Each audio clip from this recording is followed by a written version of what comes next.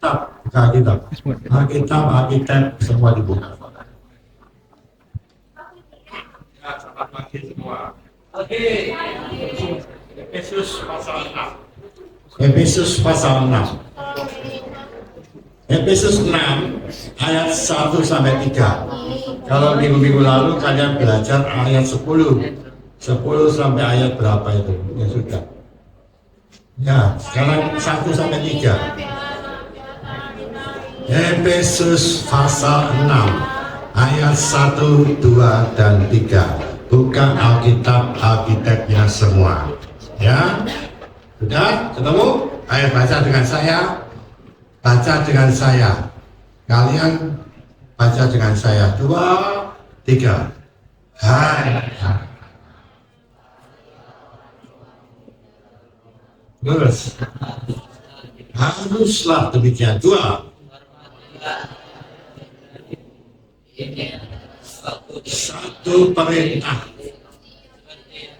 nyata dari janji ini. Terus 3. Jadi ayat 2 itu ada korelasinya dengan ayat 3. Kalau kalian mau menghormati ayah dan ibumu, mama dan papamu, maka ayat 3 janji Tuhan akan terjadi di dalam hidupmu. Ngerti? Ngerti? Ya. Jadi kalau kalian melakukan ayat 2, hormatilah ayahmu dan ibumu, karena ayat ini bicara tentang hukum 10 hukum Allah, hukum Taurat, 10 hukum Tuhan. Salah satunya itu bicara tentang hormatilah ayahmu dan ibumu. Kalau kamu melakukannya, maka ada perjanjian antara Tuhan dan manusia. Nggak peduli dia bangsa apapun. Kalau kamu sebagai anak Tuhan, menurut firman Allah, dihormatilah ayahmu dan ibumu. Di Kejadian pasal 20, 10 hukum Allah. Maka firman Allah, jangan ngomong. Kalau kamu ngomong waktunya tersita. Kalau kamu menghormati ayahmu dan ibumu, maka ada janji Tuhan. Kalau kamu melakukan ini, kamu dapat ini. Kalau kamu tidak melakukan ini, kamu juga akan mendapatkan ini. Kalau kamu melakukan firman Allah, hormatilah ayahmu dan ibumu, maka engkau akan berbahagia dan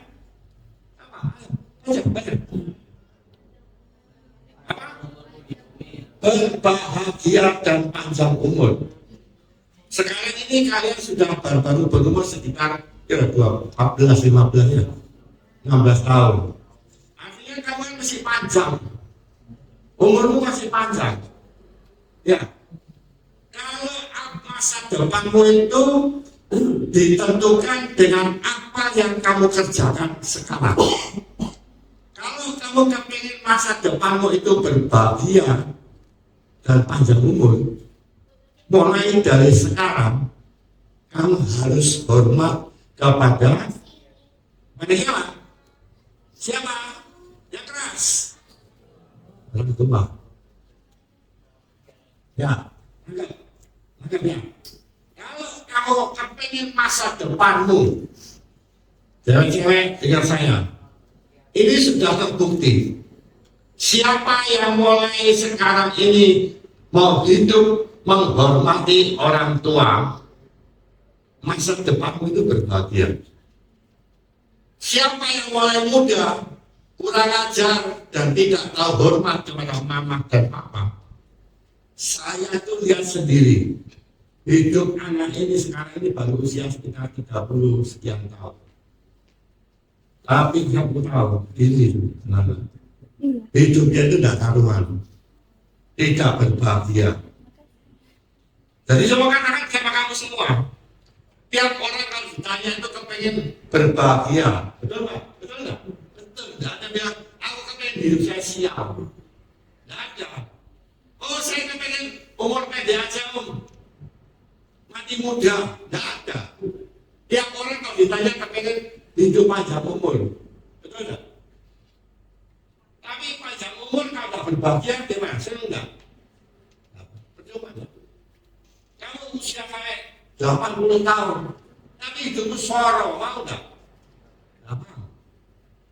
Makanya firman Allah memberi satu jaminan, garansi. Kalau engkau kepengen berbahagia dan panjang umur, hormatilah ayahmu dan ibumu. Enak dong? Orang di dunia agama apapun itu punya satu prinsip yang sama. Padahal Alkitab sudah mengajar kepada semua orang, termasuk buat kamu pada pagi hari ini. Kalau engkau kepingin melihat masa depan yang terang, masa depan yang gemilang, masa depan yang sukses, masa depan yang begitu kamu begitu berbahagia, mulailah hari ini hormatilah ayahmu dan ibumu. Tidak ada lain. Tidak ada lain. Kamu menghormat bisa baik sama Kongo, tapi sama mama di rumah kamu kasar, percuma.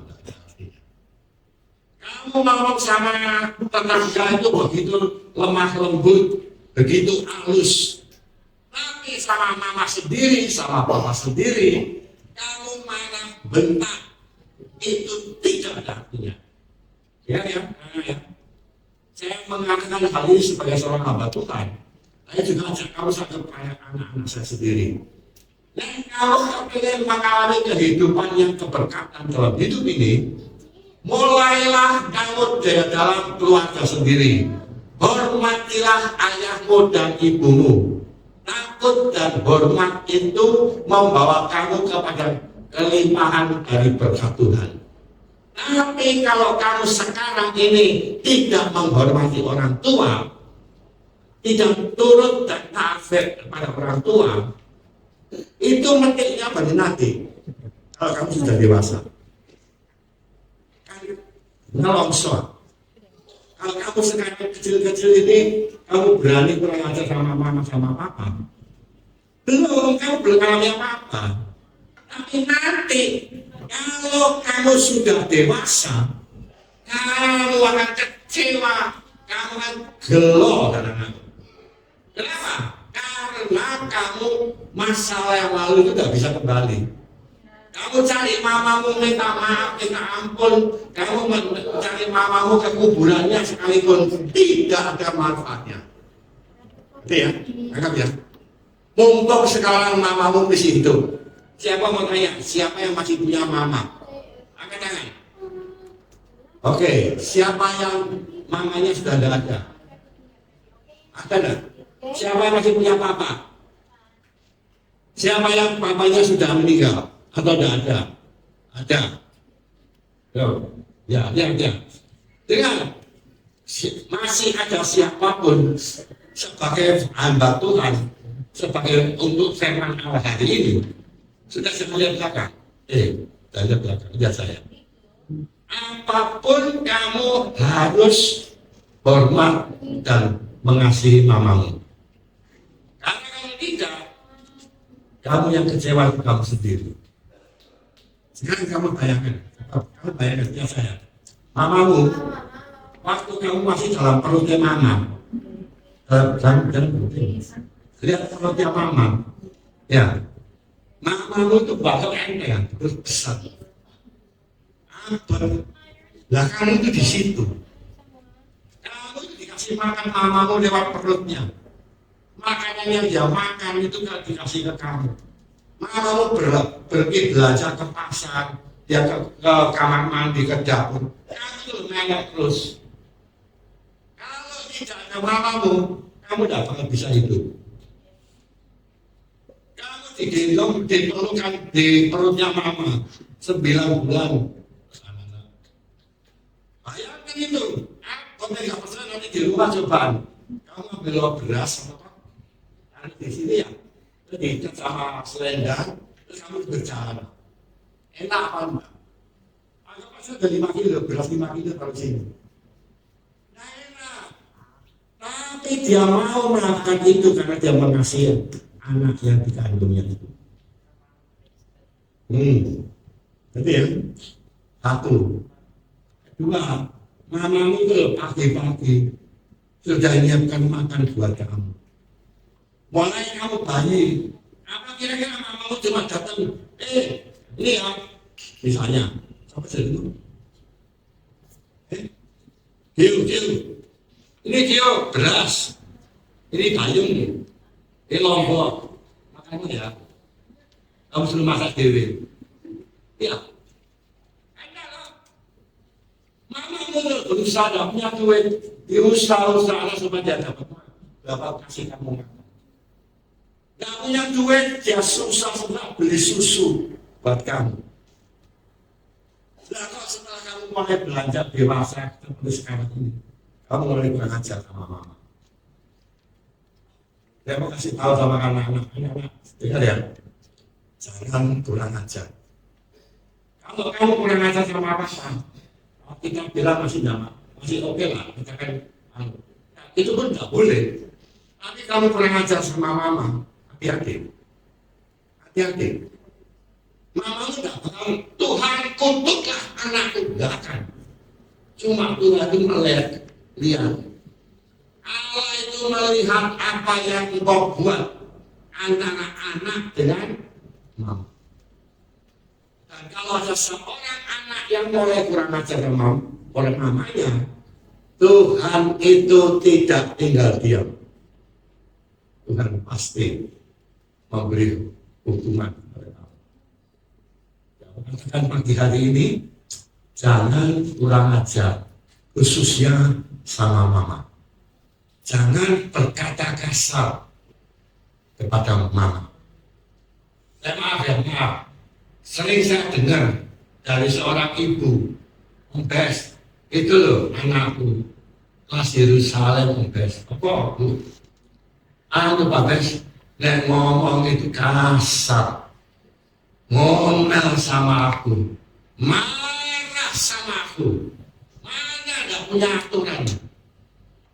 Si mana bu anak ibu? Saya panggil dan saya kasih tahu. Dengan yang anak, biasanya maaf, cewek itu lebih berani kurang ajar sama mama. Betul ya Pak? Betul. Kalau kamu, kamu cewek,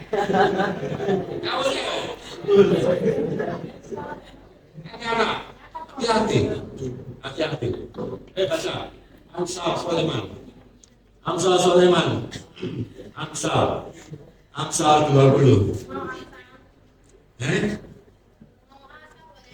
Amsal.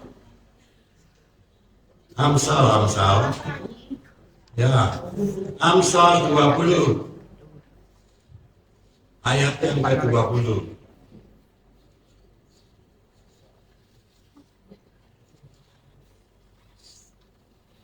Yuk, ayat 20. Amsal 20. Gampang ya. Baca. Bersama-sama, terus sambil renungkan. 2, 3. Ayo.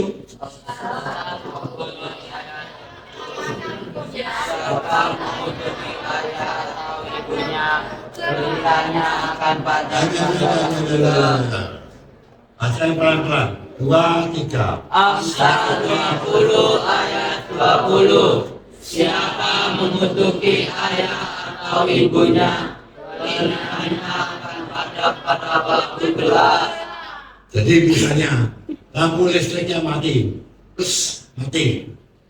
Kamu di depan lampu lilin, bawa kaki dian lilin nyala. Dan kita bilang anak yang mengutuki ayahnya atau ibunya, berkata kasar kepada mama dan papanya, suka marah-marah, moring-moring sama papa dan mamanya, pelitanya padam. Kondisi malam, pelitanya mati.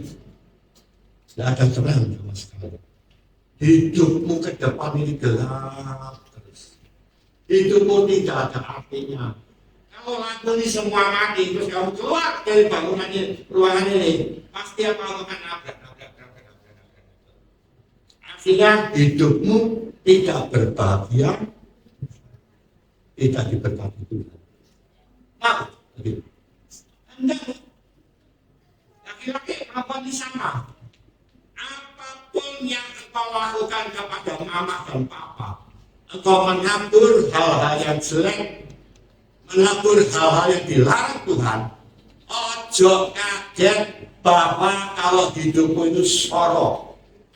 Kalau lagi, kamu lebih familiar dengan ucapan ini. Kalau kamu melakukan yang jahat pada mama dan papa, mengutuki, marah, misuh-misuh, melakukan perkara-perkara jahat pada mama dan papamu, padahal dia sudah mulai dari kecil, gendong kamu, mengganti popokmu, memberi makan kamu, memberi susu, semuanya dia kerjakan tanpa satu kepengen dapat imbalan dari kamu. Tapi kalau kamu membalas dengan kebencian, kemarahan, kamu mengutuki mama, saya itu pernah dengar sendiri. Anak ini begitu kurang ajar sama mamanya. Sampai dia katakan hal-hal yang sebenarnya tidak pantas diomongin sama anak perempuan. Masih seusia belasan tahun. Tapi dia begitu kurang ajar, marah-marah, sampai tombolnya lu denger. Saya mau katakan itu membuat masa depannya itu gelap. Masa depannya gelap sampai hari ini. Aduh, soro sekali hidupnya. Soro. Pasti orang tidak mau apa hidupnya soro. Mana ada orang Cina tidak pengen hidup soro? Ada nggak? Ada. Makanya jangan kita sudah bilang, jangan mengutuki marah sama mama atau papa, terutama mama. Dengan omongan saya, hari ini kita ada di tanggal 26. Fokus, oke. Fokus. Hari ini 26 Oktober. Saya mengajar kamu jangan kurang ajar sama mama. Nanti kalau kamu sudah dewasa, kamu melihat apakah kamu bahagia atau tidak. Kamu berbahagia terima kemana dulu kamu tuh sama orang tua. Kamu tahu mama papa itu ya. Ada seorang suami istri, bapak ibu. Anaknya itu udah mulai remaja. Datang ke kelas Yerusalem. Ibadah kelas Yerusalem, tapi mari itu pulang belakang ketahuan. Pak, waktu itu di daerah itu, kamu tahu jalan Bapak ini jalan apa? Tamrin. Sekarang ada Prodia, ada tanah hitam, ada bolong pabrik. Dulu itu ada tempat biliar. Begitu selesai dari ibadah, ngeluyur ke situ. Nggak pulang. Kadang-kadang dia itu pamit sama mama, papanya mau ke gereja, kebaktian, bawa Alkitab. Dia pergi ke situ. Mama papa dia kurang ajar sama mama dan papa. Tapi mama papa itu tetap cinta sama dia. Mama papa cinta sama saya. Saya itu Pak Bes. Meskipun anak saya kurang ajar, saya tetap sayang sama dia. Tiap pagi atau malam mereka itu berlutut berdoa di ranjangnya dia di kamar. Doakan anaknya itu. Udah gitu enggak, sekali waktu supaya lebih serius, dia itu berjalan, mereka itu pindah, berdoanya itu, jadi ini ranjangnya anaknya tidur di sini ya, dia itu berlutut di bawah ranjang. Tuhan, biar anakku ini Tuhan ampuni, Tuhan tolong, selamatkan Tuhan. Nah sekali waktu, berhari-hari sekali waktu anaknya melek. Lihat papa-mamanya itu berlutut di bawah ranjang, marah anaknya, disepak papa-papanya itu. Apa mamanya berhenti? Anaknya marah, dia pergi keluar kamar, berlutut di muka pintu, ini pintu, anaknya tidur di dalam. Mama papa ini berlutut di sini. Kasih tahu.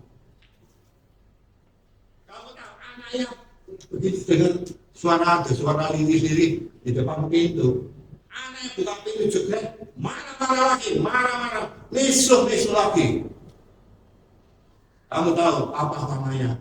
Gak kapok, gak boleh berlutut di depan pintu kamar. Ya berlutut lagi di kamarnya sendiri, tetap berdoa dan anaknya. Kasih tahu, itu perjuangan orang tua. Gak kepengen kalau anaknya ini morsal gak karuan.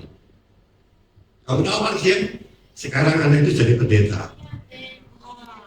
Jadi pendeta. Saya tahu. Kasih tahu. Kenapa? Karena ada orang tua berjuang untuk itu. Kalau enggak, kalau kumpulannya orang biliar, kumpulannya sama orang main biliar, orang yang merokok ke bawah kebun, orang yang suka minum ini berbintang. Loh, apa mau jadi apa kira-kira gitu? Tapi mama papa cinta. Mama papamu itu cinta sama kamu. Kasih tahu, dengan anak-anak cewek-cewek, cowok-cowok, dengan saya. Mama papa itu cinta kamu. Nah, kamu mau balas itu dengan kemarahan, kebencian, omelan, marah. Masa depan dulu, nah, akan bagus. Ini sama ayah. Amsal lagi. Amsal.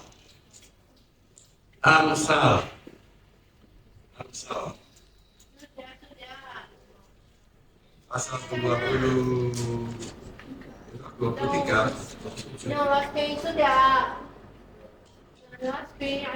Ayat 22. 23 22. Ya. Ayat 22 pasal 22 23. Ayo baca ya, baca anak-anak dengar. Ini pengajaran buat kamu semua. Ayo baca. 2 3. Dengarkanlah yang memperanakan engkau dan jangan menghina. Ulangi 2 3. Amsal 23 ayat 22. Dengarkanlah ayahmu yang memperanakan engkau dan jangan menghina ibumu kalau ia sudah tua. Dengar ya. Mungkin sekarang tidak ada. Mama itu, papa mama. Mungkin dulu zaman saya kecil, orang tua itu mungkin nggak sekolah. Mereka cuma SD atau nggak sekolah. Nggak sekolah. Anaknya karena SMA atau bahkan sudah kuliah, sarjana, dia bilang apa? Mama ini goblok. Mana sama papa? Mama ada sekolah, saya kan sarjana. Nah, kita bilang apa? Jangan menghina ibu. Kalau ia sudah tua, yang eling, ya opo kamu itu digendong mama. Nah, mungkin kamu disuruh berangkat diri pergi dapur, bikin masakan diri, makan diri, korban diri, korak-korak diri, tidak ada. Betul tidak? Begitu kok tidak bisa menghargai, menghormati orang tua. Ya, kamu bisa gendut itu karena apa? Kenapa? Mama kasih kamu makan. Kadang-kadang mama, papa itu rela tidak makan. Demi siapa? Demi siapa? Yang penting kamu makan. Kamu mau sekolah, kasih nasi. Sebenarnya nasi itu cuma tinggal dibagi 4, papa, mama, kamu sama adikmu. Kan dibagi 4 kan? Tapi apa? Ya, supaya kamu dikasih makan lebih banyak. Mama, makan enggak?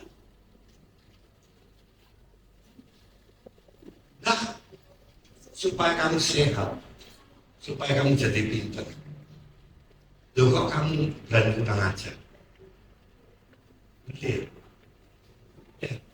Anak-anak saya mau bicara hal ini karena saya tahu, maaf kalau memang di antara kamu yang pernah kurang ajar sama papa mama, bertobat, minta ampun sama mama. Saya mau tanya kamu, pernah gak kamu waktu kamu salah sama mama, salah sama papa, terus kamu minta maaf sama papa? Pernah nggak? Jujur, siapa pernah? Ah, sorry ya mas, saya salah. Nah, good job. Nah, tapi banyak orang izin minta maaf. Maaf ya, saya salah. Kalau kamu berani minta maaf, mamamu itu bangga. Tapi kalau kamu malah ngeyel, merasa benar, aduh, mamamu udah bakal marah terus mendoakan kamu ditabrak sama mobil, apa enggak? Enggak. Tetap mamamu mengharapkan yang baik buat kamu. Tapi kan saya, masa depanmu itu jadi gelap, masa depanmu jadi susah. Makanya pagi hari ini saya memberikan satu kunci. Bagaimana kamu bisa berbahagia dan panjang umur? Nah, berbahagia toh tapi tidak panjang umur, tahu nggak? Tidak mau. Panjang umur tapi tidak berbahagia, juga tidak mau.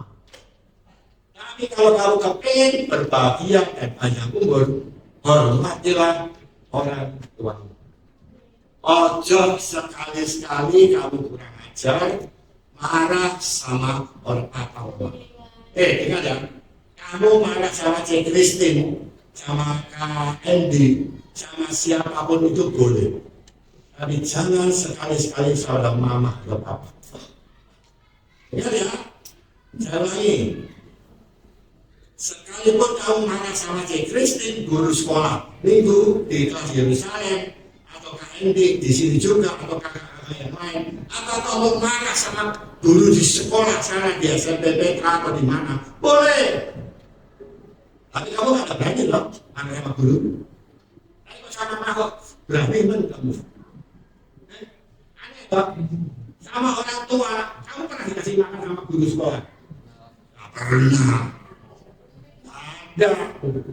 Lo udah sama mama sendiri yang ngasih kamu rok, yang ngasih kamu pakaian, yang ngasih kamu makan, yang ngasih kamu dan bisa sekolah, bisa beli sepatu, kok berani kurang ajar? Aneh, bin ajaib. Ya, anak-anak dengar firman Tuhan. Jadilah anak yang uhau. Kamu tahu bahasa uhau? Nah, uhau itu bahasa Chinese, Cina. Namanya uhau. Uhau itu adalah tahu hormat kepada orang tua. Jangan uhau. Nah, uhau itu tidak kurang, itu kalau itu uhau itu kurang ajar, tidak tahu hormat sama orang tua. Ya, kalau kamu uhau, hidupmu itu diberkati Tuhan. Nah, kalau tidak uhau tapi uhau, jangan heran kalau kamu hidupmu sorot. Nah, pertanyaan sekarang ini, kamu kepengen hidupmu enak atau sorot? Makanya jadi anak yang tahu hormat kepada orang tua. Memang mungkin mamamu gak sekolah seperti kamu, gak pintar seperti kamu. Mamamu mungkin cuma perkara kecil, HP itu, HP. Mungkin mamamu, iya apa ini dari suatu dari mama ini mesti dikandani dapat soyo gini.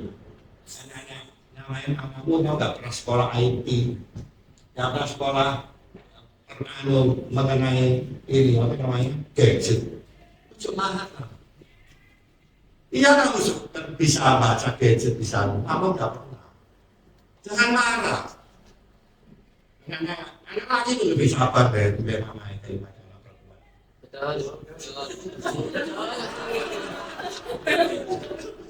Ya Pak ya. Ya. Laki-laki itu lebih sabar, lebih hormat sama mamanya. Ya Pak ya. Tapi anak perempuan gampang sekali naik pitam, emosi yang berkembang. Apa ini? Makanya anak-anak, tapi yang masuk cerita paling mudah itu laki, bukan perempuan. Yang dikutuk sedih batu itu bukan cewek. Oh.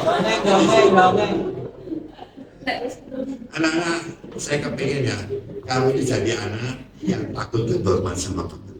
Ya, boleh tanya, siapa mau tanya? 5 menit. Supaya saya tidak disemprit sama Departemen. Oh.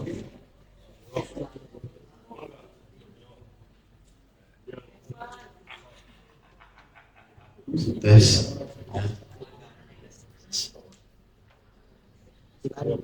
Dan dari firman ini kan tentang anak dan orang tuanya. Nah, kalau ada skenario melibatkan anaknya yang benci orang tua, tapi anaknya meninggal sedangkan orang tuanya enggak, itu bisa menyimpulkan apa? Jika anaknya meninggal dulu, ya terus sebelum sebelum orang tuanya. pemahaman misi itu, Iya. terus kenapa? Itu bisa Meninggalkan apa? Efeknya. sama representasinya. Ya maksud apa? Maksudnya itu anaknya meninggal itu. Yang meninggal siapa? Kurang ajar. Papanya, mamanya atau anaknya? Ya. Anaknya meninggal. Ya. Terus ya apa papa mamanya? Ya. Bukan, oh maksudnya Padanya, itu tapi sampai jadi. anaknya meninggal. Kok meninggal sebelum orang tuanya? Oh iya. Kenapa? Gitu kan pertanyaannya. Umur itu yang tentukan bukan mama, bukan papa, bukan juga songgo, Pak RT, bukan. Umur itu yang tentukan siapa? Jadi kita nggak bisa komplain. Kok anakku wis mati dhisik, kok aku belum? Ya, kalau sebetulnya mau mati muda atau mati tua itu sama. Yang penting kamu mati percaya Tuhan Yesus. Itu selamat. Cuma efeknya, kalau anak ini mati dulu, papa mama itu dulu mati, apa yang terjadi? Papa mama itu stres. Kenapa? Karena anak ini seperti mulai cilik, aku dari besar, setelah besar meninggal. Harapannya hilang. Makanya kalau cerita anak muda dari Naim yang mati, mamanya itu susah sekali karena pengharapannya hilang. Gitu. Atau orang wanita sulem, anaknya mati, waduh, dia cari Nabi Elisa untuk minta pertolongan. Gitu. Siapa lagi mau tanya? Ayo, duduk. Siapa? Iya, siapa boleh tanya? Oh, mana sama mama boleh enggak? Ayo.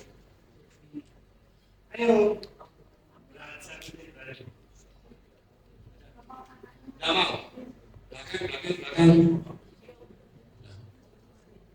Oh iya.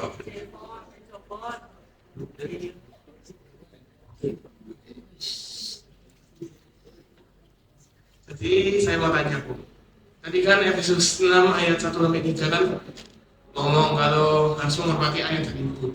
Kalau misal salah satu atau dua-duanya udah meninggal gitu, anaknya itu bagaimana sih menghormatinya? Nah, cara janji Tuhan terrealisasikan itu bagaimana? Pinter ini. Kalau papa kamu masih hidup, kamu ternyata hidup menghormati orang tua, percaya di janji Tuhan tetap terjadi. Cuman saya tanya sekarang, kalau kamu ini di dalam hidupmu tidak menghormati orang tua, terus ternyata papa kamu mati dulu, ya apa caranya minta ampun dan minta maaf? Nah, awalnya sekarang bisa hidup, ya, kamu tidak hormat sama orang tua, ya, dapat janji Tuhan nggak dapat kok. Nah sekarang orang mau mati terus bapak buat mati ya. Ya apa caranya saya untuk minta ampun kan? Supaya saya bisa berbuat berkat Tuhan. Ada yang bisa jawab? Apa saya pergi kubur? Terus saya kirim WA, mama minta maaf ma. Ada sama papa. Kamu kan punya apa ya putri papamu? Ya. Papa, minta maaf papa. Apa gitu? Nggak bisa. Apa papa desi aku saya nggak kuota untuk jadi seseorang. Aku pun. Nah, dalam apa kamu kirim WA ke mama ke papa? Pak, maaf Pak ya, saya berjanji, I swear, saya tidak akan berbuat lagi. Jadi sudah, tak usah kamu kirim WA, yang penting kamu berubah. Itu namanya bertobat. Nanti ya, bertobat. Lagi sama, ayo, terakhir, yuk, minta.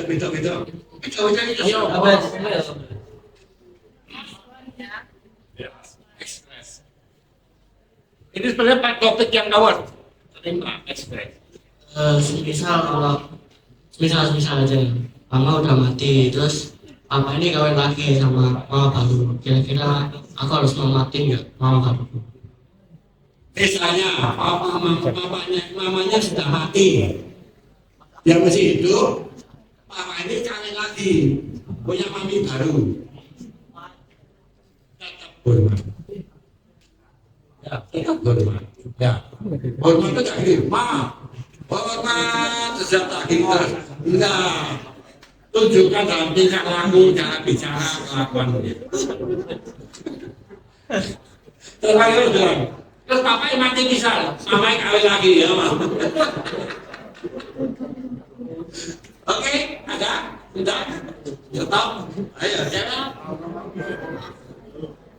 Ya, ada lagi? Ada. Oh iya. Terima kasih Om. Jadi saya mau nanya, kalau misalnya orang tuanya sudah menjalankan tanggung jawabnya itu gimana? Seandainya papa mamamu tidak melakukan kewajibannya, tetap apakah kamu bakal jadi anakmu? Ya tetap kamu hormat papa mama. Kamu dengar ya, papa saya itu bukan orang Kristen, tapi seorang penjudi. Saya tetap hormat sama dia. Menang banyak. Jadi tetap hormat sama papa. Sekalipun papa itu penjahat sekalipun, tetap hormat sama papa. Siapa tahu dengan kamu berhormat, dia bertobat. Sudah? Cukup? Oke, ayo kita berdiri semua.